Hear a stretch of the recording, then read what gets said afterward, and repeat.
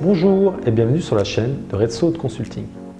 Il y a quelques semaines, j'ai fait une vidéo sur l'état de la révision de la LPD, la loi sur la protection des données suisse. J'avais terminé pour vous dire que la Suisse pouvait perdre son adéquation avec l'Union européenne. Aujourd'hui, je vais vous expliquer ce que cela implique. Depuis l'an 2000, l'Union européenne reconnaît la Suisse comme un pays adéquat. Depuis l'entrée en vigueur du RGPD, l'Union européenne réexamine le dossier et a déjà manifesté son mécontentement en début d'été. En effet, la Suisse n'a toujours pas ratifié la Convention 108+, du Conseil de l'Europe. De plus, les ressources allouées au PFPDT, l'Autorité suisse de protection des données, sont largement insuffisantes selon la Commission européenne. Ce deuxième point pourrait être réglé par l'adoption de la loi révisée sur la protection des données cet automne, mais cette révision entrera en vigueur au minimum dans 2 ans. On peut donc s'attendre à ce que la Suisse perde son adéquation dans l'entretemps.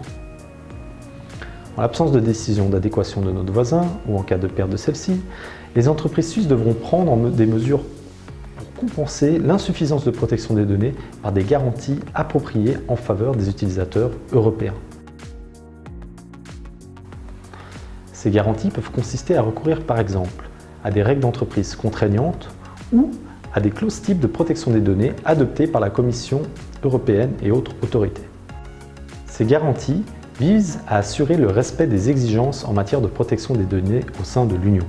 Cela comprend aussi pour les personnes la possibilité d'engager un recours et d'introduire une action en réparation dans l'Union ou en Suisse. En somme, si la Suisse perd son adéquation avec l'Union, les entreprises suisses devront justifier leur conformité au RGPD de manière contractuelle. Ces contrats devront décrire les processus et les mesures mises en place pour traiter les données et des sanctions devront être actionnables au sein même de l'entreprise. Cela passera probablement aussi par la mise en place au niveau national d'un système parallèle de recours en justice pour les citoyens de l'Union, comme c'est le cas par exemple aux USA avec le Privacy Shield.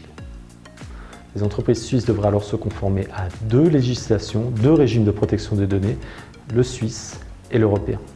Cette situation sera donc coûteuse pour les PME et très difficile à gérer. On en saura donc plus prochainement.